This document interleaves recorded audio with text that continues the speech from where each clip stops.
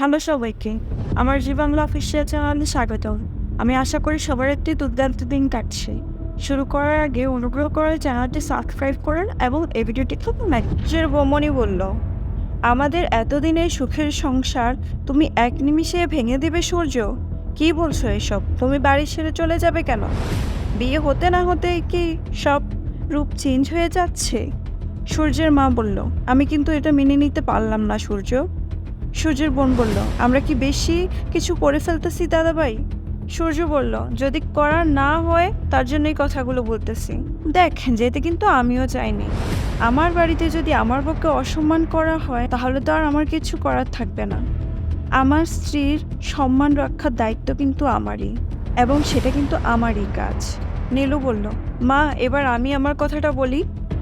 তার শাশুড়ি বলল, বলো। সেই একই কথাই বলবে না? নীলু বলল, না না, একই কথা কেন বলতে যাব? আমি কোনোদিন ভাবিনি যে আপনার ছেলের সাথে আমি আলাদা সংসার করব। সবসময় বলেছি আপনাদের সবাইকে নিয়ে একসঙ্গে থাকবো, এটাই চেয়েছি আমি। এ বাড়িতে আসার পর থেকে আপনারা আমাকে অপছন্দ করেন, আমাকে নানান কিছু সহ্য করতে হয়েছে। তারপর আপনি আমাকে মেনে নিয়েছেন, তারপরেও নানা রকমভাবে ভুল বোঝানোর চেষ্টা করা হয়েছে। সূর্যের বৌমনি বলল, এত বাজে কথা না বলেই যেটা বলা সেটাই বলো।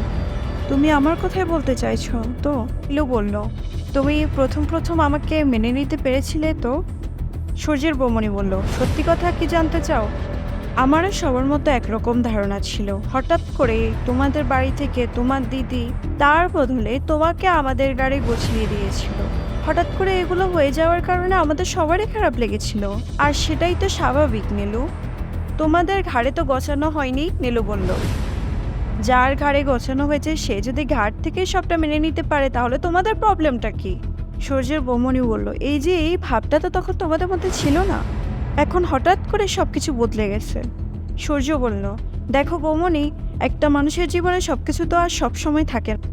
আমি ভুল করেছিলাম সেটা আমি বুঝেছি, ঈশ্বর আমাকে বাঁচিয়েছে। তবে ভালো দিকটাই করেছে, নীলুর মতো একটা মানুষকে আমার জীবনে এনে দিয়ে। বৌমনি, আমি নীলুকে অবজার্ভ করেছিলাম যখন। আচ্ছা যাই হোক, সবই বাদ দাও। সূর্যের বোন বলল, আসল কথাটা কি সেটাই বলাই হোক। নীলু বলল, সূর্য যখন আমাকে স্ত্রীর মর্যাদা দিল, বাড়ির অন্য কেউ আর আমাকে অমর্যাদা করতে পারবে না। তারপরেও যদি কেউ আমাকে অমর্যাদা করে, সে পাইটটা আমি একা করে নিতে পারবো। সূর্যের বৌমনি বলল, হ্যাঁ, কাল থেকে যে তোমার রূপটা বদলে গেছে সেটা তো দেখতেই পাচ্ছি। নীলু বলল, এখনো তো কিছুই দেখতে পাওনি দিদিভাই, প্রয়োজনে আরো বদলাবো। তবে তুমি রান্নাঘরে যেতে পারো না, তোমার রান্না করতে অসুবিধা হয়, তাই তোমার কাছ থেকে সংসারে কোনো কাজে হেল্প পাওয়া যায় না। তার উপর তুমি একটা বড়লোক ঘরের মেয়ে, কোনোদিন সেভাবে কাজকর্ম করনি, তাই করতেও পারবে না। সূর্যবৌমনি বলল, এই এসব কেন বলছো তুমি? আমার শ্বশুর শাশুড়ি যেখানে মেনে নিয়েছে সেখানে তোমার এত প্রবলেম কি? নীলু বলল, না না, তোমাকে আমার কথা শুনতে হবে না, আমার কোনো প্রবলেম নেই। তোমাকে আমি কাজও করতে বলছি না, আমি বলতে চাইছি যে আমি সবই পারি, আমার কোনো কাজে কোনো অসুবিধে নেই। কথা হচ্ছে বাড়িতে লোক থাকতে আমি কেন শুধু শুধু কাজ করতে যাব? আমিও তো এই বাড়ির বউ। একটা সমস্যা কি হয় জানো? যখনই আমি বাড়ির সমস্ত কাজ করতে যাই তখনই আমাকে টেকেট ফর গ্রান্টেড মনে হয়। তাই তোমার দেবরই আমাকে বলল, যতটুকু না করলে নয় ঠিক ততটুকুই করতে, আর বাকি সময়টা অন্য কিছুই করে কাটিয়ে দিতে। আর সংসারে তো রান্না করা ছাড়া অনেক কাজ থাকতে পারে। তাই মা, আপনাকে বলছিলাম, আপনারা তো বাইরের লোকের হাতে খাবার খেতে চান না, রান্নার জন্য বাড়ির লোককেই প্রয়োজন, সেটা আমি কিংবা দিদি নই। সূর্যের বোন বলল, তাহলে কি তুমি আমাকে রান্না বলতেছো? নীলু বলল, না না, তা কেন বলতে যাব? রান্নার লোক তো বাড়ির মধ্যেই রয়েছে, আমাদের মধ্যেই রয়েছে, আমাদের চোখের সামনেই রয়েছে। দেখুন, আপনারা তো আমার দিদিভাইকে এই বাড়িতে কাজে রেখেছেন, তাকে তো টাকা দিতেই হচ্ছে, আর সেই টাকাটা আমার স্বামীই দিচ্ছে। ওর টাকা যাওয়া মানে তো আমার সেটা গায়ে লাগছে। সূর্য বলল, নীলু, না না, তুমি টাকা নিয়ে একদম ভেবো না। নীলু বলল, না না, আমি টাকার কথা ভাবছি না, তুমি যেমন টাকা দিতে পারছো দাও, এটা তো কোনো অসুবিধা নেই। কথা হলো অত যথেষ্ট সুস্থ, এখন তো আর বাবাকে আগের মতো সার্ভিস দিতে হয় না। তাই আমি ঠিক করেছি এই বাড়িতে আর যে রান্নার কাজটা আছে ওটা দিদিভাইকে দিয়ে করাবো। সূর্যের বৌমনি বলল, তার মানে তুমি তোমার দিদিকে দিয়ে রান্নার কাজ করাতে চেয়েছো? নীলু বলল, কেন? নিজের দিদি যদি আমার শ্বশুর মশাইয়ের নার্স হয়ে থাকতে পারে তাহলে রান্না করতে কেন পারবে না? যে সময়টা ও বসে নষ্ট করছে সেই সময়টাও রান্নার কাজ করুক। দেখো টাকা দিলেই তো হলো না, যে টাকাটা দিচ্ছি সেটাও তো মিনিমাম কাজটা করে দিতে হবে।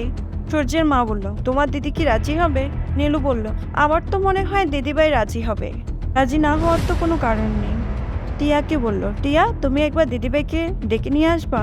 তখনই রাই এসে হাজির। সূর্যের বৌমনি বলল, ওই তো তোমার দিদি চলে এসেছে। নীলু বলল, এই তো তুই চলে এসেছিস, ভালোই হয়েছে, তোকে আর ডাকতে হলো না, এই তো ডাকতে পাঠাতাম। রাই বলল, কেন, কিছু বলতে? হ্যাঁ, তোকে কিছু কথা বলার ছিল। তুই তো এমনিতেই ঘরে শুয়ে বসে কাটাস, আর আমার শ্বশুরটা এখন সুস্থ হয়ে গেছে, তাকে তো আর এখন তেমন দেখতে হয় না। তুই কিন্তু একটা কাজ করতে হবে। রায় বলল, বল, কি কাজ করব? আর যা বলবো আমি তোকে সবার সামনেই বলবো। নীলু বলল। রায় ভাবলো, কাল থেকে আর আঙ্কেলের কাজ করতে হবে না। ওদের বলল, আচ্ছা, কালকে থেকে আঙ্কেলের কাজ আর করতে হবে না, তাহলে আমি কি চলে যাব? না হয়ে আজকে বাড়ি চলে যাব। রায় বলল। সূর্যের মা বলল, সেই কথা ও তো তোমাকে বলেনি, তুমি চলে যাওয়ার কথা বলছো কেন? তোমাকে আর একটু দায়িত্ব নেওয়ার কথা বলতে চাইছি। কি দায়িত্ব আন্টি? রায় বলল। নীলু বলল, সেটা বলার জন্যই তো তোকে এখানে ডাকার জন্য যেতেছিল, আর এদিকে এসে কথা বলতে শুরু করে দিলে। কথাটা বলতে দে। সূর্যের বৌমনি বলল, শোনে না তোমার বোন কি বলছে। রায় বলল, নীলু বল, কি বলবি? নীলু বলল, দেখ, বাবা তো এখন যথেষ্ট সুস্থ হয়ে উঠলো, এখন নিজে থেকে হাঁটাচলা করতে পারছে, সকালে ওষুধ দেওয়া আর সারাদিন খাবার দেওয়া ছাড়া আর কোনো কাজ থাকে না। রায় বলল, কি করতে হবে বল না। নীলু বলল, বলছিলাম এবারে রান্নার দায়িত্বটা তুই নিতে পারবি না? মানে এতগুলো টাকা কে হচ্ছে তোকে, এ টাকাটা খরচ হচ্ছে, প্রপার জাস্টিফিকেশন তো দরকার। আমার স্বামী খরচ করছে বলে বলছি না, সূর্য তোকে এ বাড়িতে অ্যাটেন্ডেন্ট হিসেবে রেখেছে, কে এতগুলো টাকা দিচ্ছে, এদিকে আমার বাপের বাড়ির আর্থিক অবস্থা ভালো নেই, তবু সেই ক্ষেত্রে ও যখন তোকে এতগুলো টাকা দিচ্ছে, যদি বিনিময়ে কোনো কাজই না করি, আমার দিক থেকেই খারাপ লাগছে। সূর্য বলল, নীলু তুমি যা বলার বলেছ, আমাকে কিছু বলতে দাও। রায় বলল, কি করতে হবে আমাকে? সূর্যের মা বলল, না না, আমরা ভাবছিলাম কি রান্নাটা যদি তুমি করে দিতে। মানে দেখো না, আমার বড় বৌমা, ও না আগুনের সামনে যেতে পারে না, ও রান্না করতে পারে না, রান্না করবেও না। আর আমার ছোট মা যদি সমস্ত রান্নাই করে, তাহলে ওদের দুজনের মধ্যেই তো সম্পর্কটা খারাপ হবে। আর তার উপর আমার রান্নার যে মেয়েটি এতদিন ধরে রান্না করে এসেছে, ও তো আবার লম্বা ঝুঁইয়েছে। তাই কাউকে কি করে বলি বলো তো? আমরা তো আবার বাহিরের কারো হাতে খাবার খেতে পারি না, নতুন কেউ আসলে আবার তার সাথে অ্যাডজাস্ট করতে অসুবিধা হবে। তাই ভাবছিলাম তুমি তো বাড়িরই মতো, তুমি যদি রান্নাটা একটু কষ্ট করে করে দিতে রাই, তাহলে খুব উপকার হতো। রাই বলল, হ্যাঁ আন্টি, সমস্যা নেই, আমি রান্নাটা করে দেব। নীলু বলল, তোর তো অসুবিধা হওয়ার কোনো কথাই নেই, তুই তো টুকটাক রান্না জানিসই, সেগুলো করে দিবি। আর শোন, আমরা কিন্তু দুপুরে এটা সেটা খাই না, যেটা বলে দেব সেটাই রান্না করতে হবে। আর তুই তো টাকাই পাচ্ছিস। রায় বলল, নীলু শুধু শুধু টাকার কথা উঠাচ্ছিস কেন বারবার? একটু টাকার কথাটা বন্ধ কর। টাকাটা না পেলেও আমি রান্নার কাজটা করতাম, তোরা যখন বলছিস রান্নাটা আমি কাল থেকে করে দেব। নীলু বলল, দুবেলা কিন্তু রান্না করতে হবে, মানে এবারের লোক এবেলার রান্না ওবেলা খায় না। সূর্যের বোন বলল, আচ্ছা রাইদি, তুমি তো চাইনিজ রান্না করতে পারো তাই না? রাই বলল, আমার মনে আছে তুমি একদিন আমাকে রান্না করে খাইয়েছিলে, অনেক টেস্টি হয়, তুমি আমার জন্য চাইনিজ রান্না করবে। সূর্যের বৌমনি বলল, তাহলে রাই, আমাকে তুমি আলুর পরোটা দিও। রায় বলল, আলুর পরোটা খাবে? আচ্ছা ঠিক আছে, বানিয়ে দেব। নীলু বলল, আমি তো আবার ডায়েট করি, আমি এটা সেটা খাবো না, আমাকে একটু স্যুপ বানিয়ে দিস। সূর্য তুমি কি খাবে? সূর্য বলল, উনি তো নতুন রাঁধুনি, ওনার হাতে আমি বিরিয়ানি রান্নার টেস্ট করতে চাই, দেখবো কেমন রান্না করে, আমি বিরিয়ানি খাবো। তা মা, আপনি কি খাবেন? নীলু জিজ্ঞেস করলো। সূর্যের মা বলল, আমি রাতে এত ভারী খাবার খাই না, আমার রুটি আর সবজি ভাজি হলে চলে, এই রুটি আর সবজি ভাজি দিলেই হবে, তেমন কিছু লাগবে না। রায় বলল, আচ্ছা ঠিক আছে, সবারটাই দিব, আর আঙ্কেলেরটা তো আমি জানি আঙ্কেলকে কি দিতে হবে, আর কেউ যদি কিছু খাওয়ার থাকে জানিয়েন আমাকে। নীলু বলল, শোন, তুই আমাদের সাথে খাবি না, দুপুরে আমরা খেয়ে বসে চলে আসলে তারপর তুই খেতে যাবি, আর রাত্রে খাবার তোরটা ঘরে পাঠিয়ে দেবো। বিশেষ করে যারা এই বাসায় কাজ করে তাদের এক টেবিলে খাওয়াটা নিয়ম না। সূর্য বলল, আমিও এসব টলারেট করতে পারবো না, আমিও তার সাথে বসে এক টেবিলে খেতে পারবো না। এত অপমানের পরেও রাই কিভাবে সহ্য করছে তার এসব? তার তো উচিত সব ছেড়ে চলে যাওয়ার। দেখতে থাকুন ইছি জোড়া। নীলু আবারও বলছে, বাড়ির লোকেরা যেখানে বসে খায় সেখানে বাড়ির অ্যাটেন্ডেন্টকেও বসে খেতে হবে? সবাই হতবাক হয়ে তাকিয়ে আছে। আর সূর্য বলল, সে তো বাড়ির অ্যাটেন্ডেন্ট নয়, সে তো রাঁধুনিও। রাই হেসে বলল, আমি খুব ভালো করে বুঝেছি। নীলু বলল, খুব ভালো করে বুঝেছিস বলেই খুশি হলাম।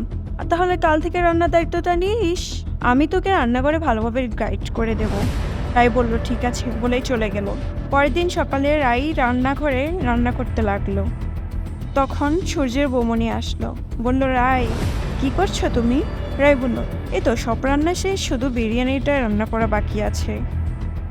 আর এদিকে তোমার বোন তোমাকে চরকির মতো নাচাচ্ছে আর তুমি চরকির মতো নাচছো? সূর্যের বৌমনি বলল।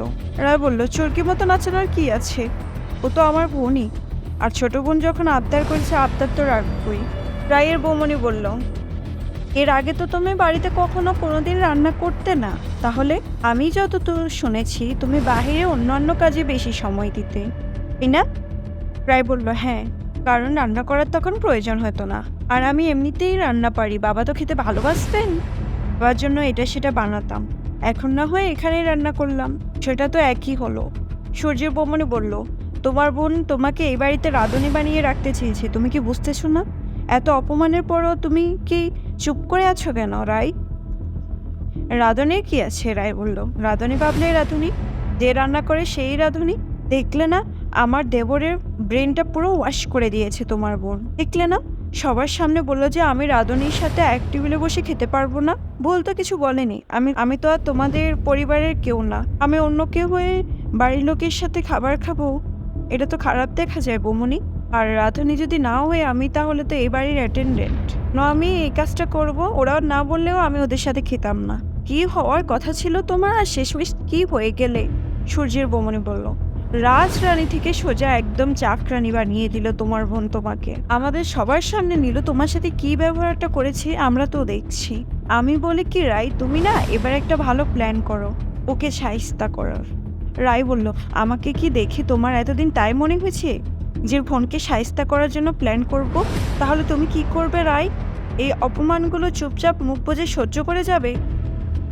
আমি তো অপমানগুলো মনেই করছি না অপমান বলে। অপমানের কি আছে, যা বলেছে তো ঠিকই বলেছে। সত্যি তো, আমি যখন এতগুলো টাকা নিচ্ছি তাহলে কাজটা তো করে দেওয়া উচিত। আচ্ছা রায়, একটা কথা বলি, একটা প্রশ্ন করি। রায় বলল, হ্যাঁ জি বলো।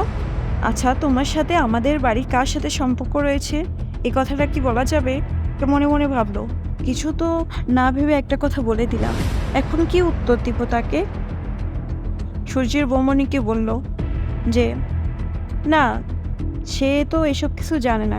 কারণ সূর্যের বৌমনি রায়কে জিজ্ঞেস করলো, রাই যে সূর্যদের বাড়িতে এই যে রান্নার কাজ, নার্সের কাজ করতেছে, এগুলো কি তার বয়ফ্রেন্ড জানে?